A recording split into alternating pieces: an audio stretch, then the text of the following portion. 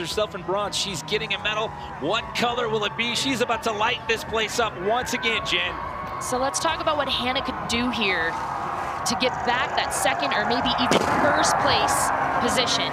She's got a switch 3 in her run a little later on. If she could turn that into a 7 and improve on some of the technicality in her run, she might be able to get it done. So here is that 7, setting up for the switch, sticking with the 3, but man, 10 feet out on that switch 3, and there is the 900. Best run for her of the night, no doubt.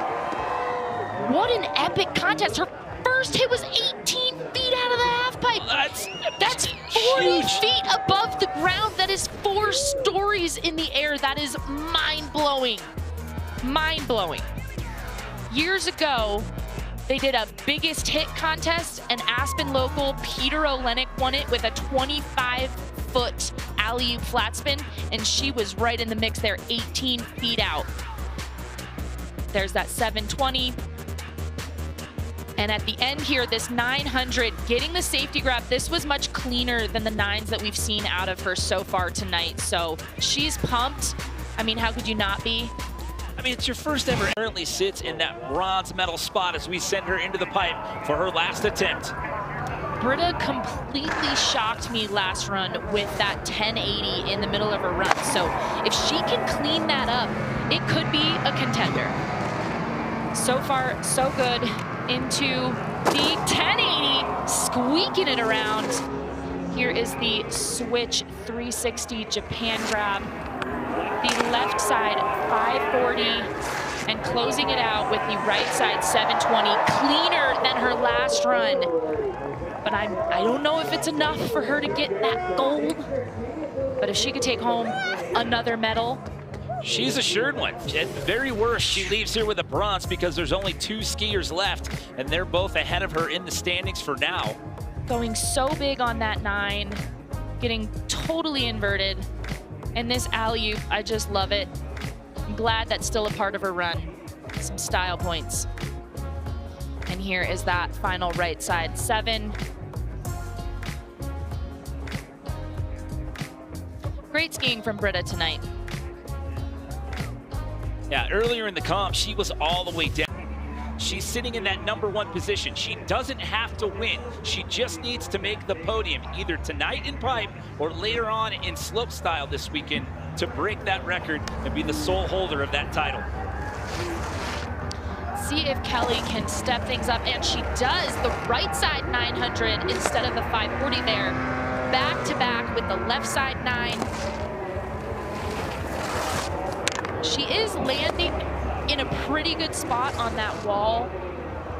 Right side 720, setting up for this switch down the pipe 540.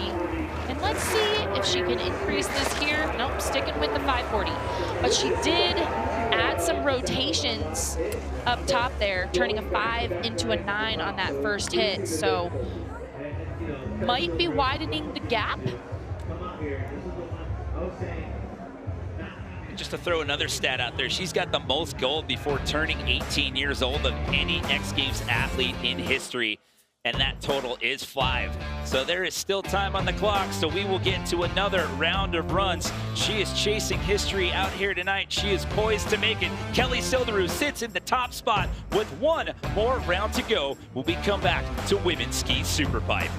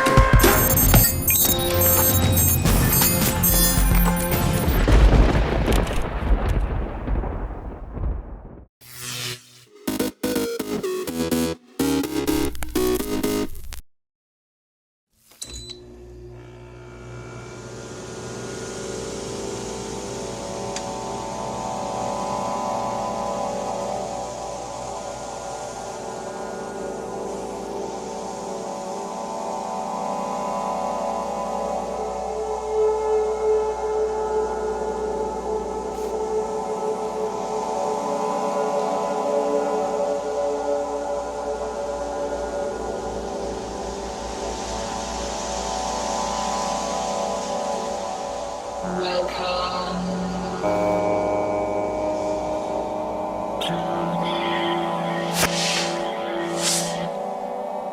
the San Fernando Valley.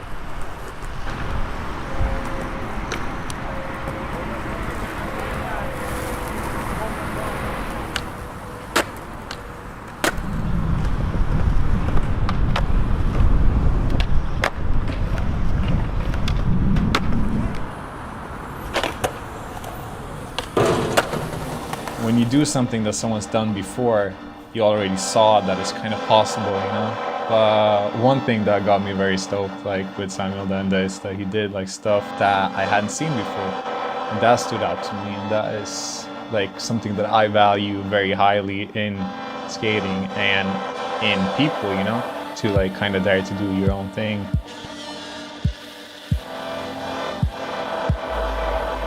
Skating a wind shear is a lot more difficult. You're layering up with all this clothing, your toes are fucking freezing when you get to the spot, you're stiff, you have like 3 hours of daylight. Plus when it does rain, it's still so humid that it's wet at the spot. It's a lot of like hardships to get through to actually skate.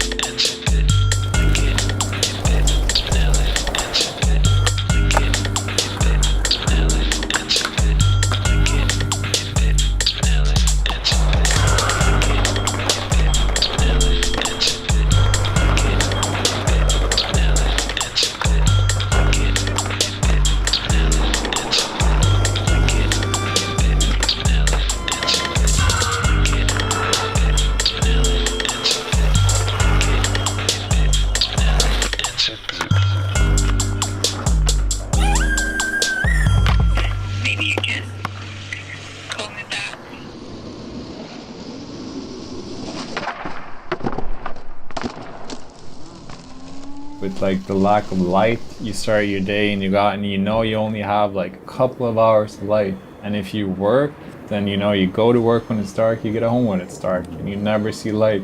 And that's like your life for like 6 to 8 months. Just no light, no sunlight.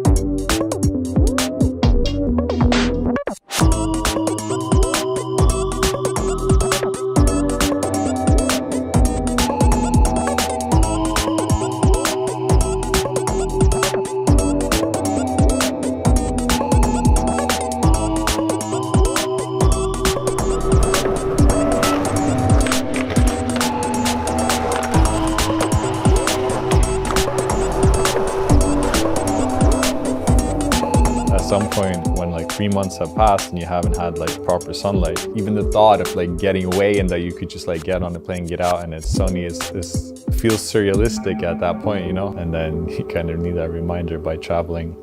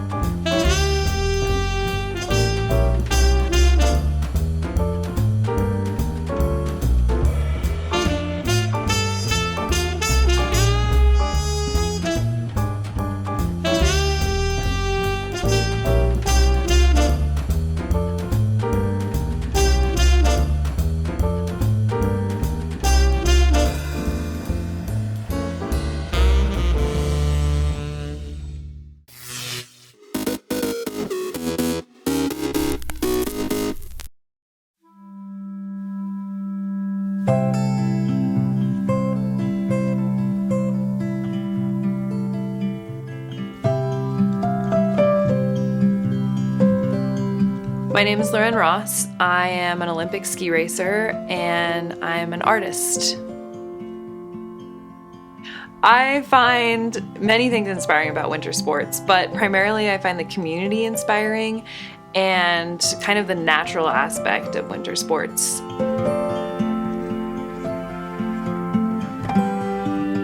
The Olympic values inevitably influence my artwork because I am always pursuing excellence in pretty much everything I do. I'm kind of a perfectionist.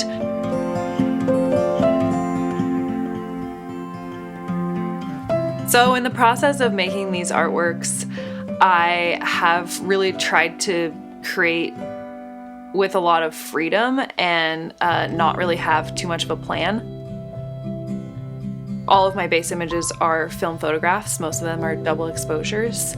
And then from there, I will take a bunch of other film photo images that I've taken and sort of collage them onto the base image, as well as I've been using a lot of athletic figures on my pieces and trying to collage them within this whole scope of the scene. I guess the concept behind all the images is sort of similar. It is about community and friendship. The fun element in my work comes from a sense of wanting to play for me. Being an Olympic athlete of any kind in any sport is a really difficult, serious thing, and it's hard to remember that we're doing it for fun.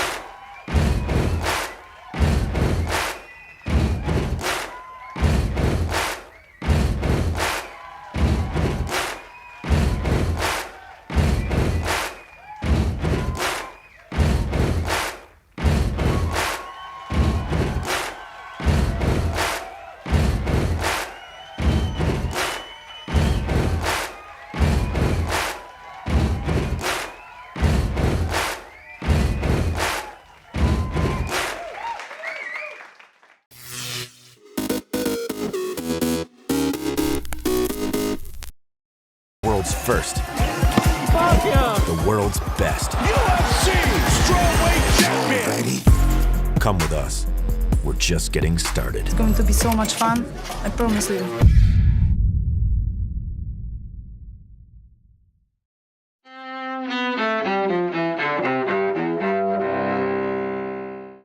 February 17th, 1992.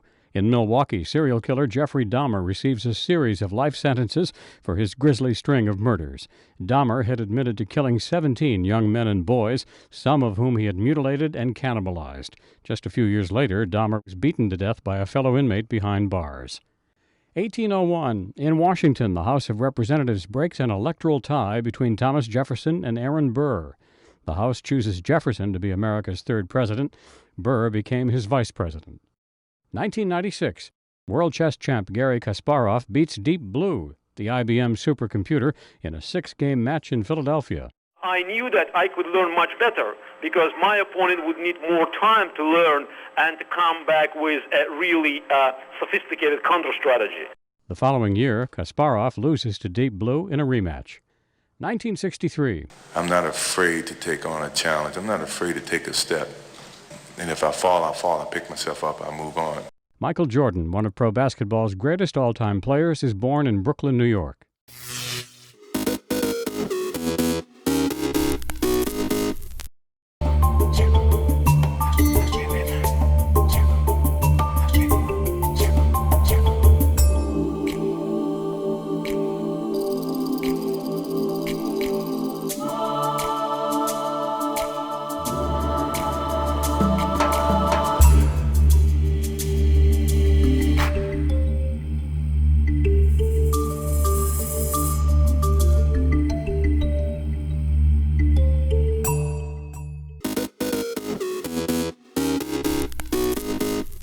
Welcome back in our studio, and in today's news,